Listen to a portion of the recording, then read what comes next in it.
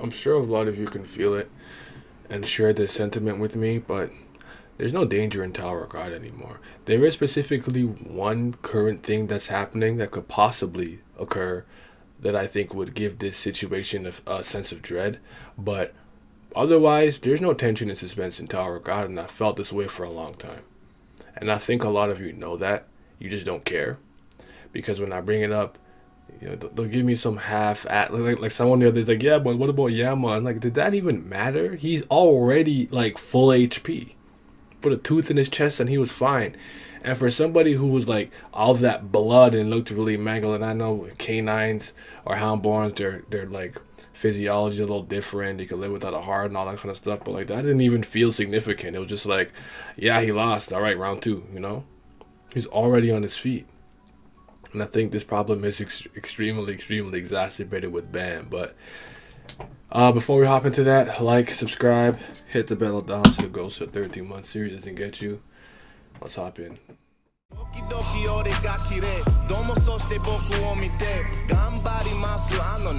Y'all talking time just tick away. You ain't clocking hours on the day. All that watch is stopping what you claim. Dollar crosses Rio got me name. Hoping God just get me out this way. I would argue that I've probably thought about this for a while, but I think the first time that it really hit me was when Godot, I'm pretty sure it's Godot, Yama's number 2, right? As far as we're concerned, like Yama's supposed to be the strong slayer, so you would think that his number 2 is pretty competent. And he pulled up on Bam like, oh, why don't you fight me? And I'm like, oh, that nigga dead. And I'm like, oh wait, why did I immediately dismiss the high ranker? You know what I'm saying? And that's when I started to really understand that, like, no, I sometimes, like, when I remember I was speaking about this, like, we were traveling, and right at the time, Calivan, we had the Van Cal, we had White, we had so many Karaka and so Doan Cha, and so many people on our side, and it was hard for me to feel danger, despite the fact that I know we were facing the Jihad Empire. But what a lot of people fail to understand is that it's hard for me to see Bam as inferior to those characters. As much as I understand he's not supposed to be on paper as strong as an Van Kel and whatever the case may be, I also understand that Bam is a monster. He's an irregular, and he might just evolve into battle. There's so many things that could happen, and I've seen it happen multiple times. And even if he is technically outclassed, he will still at least do something that'll make everybody shocked, like Crack, Calivan, or Twice, if you will. And that's the opening that gave White to actually be able to kind of take his arm off, or force Calivan to blow his arm up and everything like that. Like, he's going to do something to that effect. So while it's like, oh yeah, Bam is inferior to all these people, I'm like, is he? Like, that's the that's what I'm talking about. So please don't forget to like the video, subscribe, hit the bell down so the Ghost of 13-month series doesn't get you. Check out the description for all other links, and follow me on Twitch at Paperwork Hems. Check out the archive channel too, man. Everything that I do on Twitch goes on the archive channel. When I bring up this White versus Bam stuff and people looking at you like, you know, Miles told me keep the faith, and everyone's like, and I'm like, what faith? What are you guys talking about? White is dying. He's done.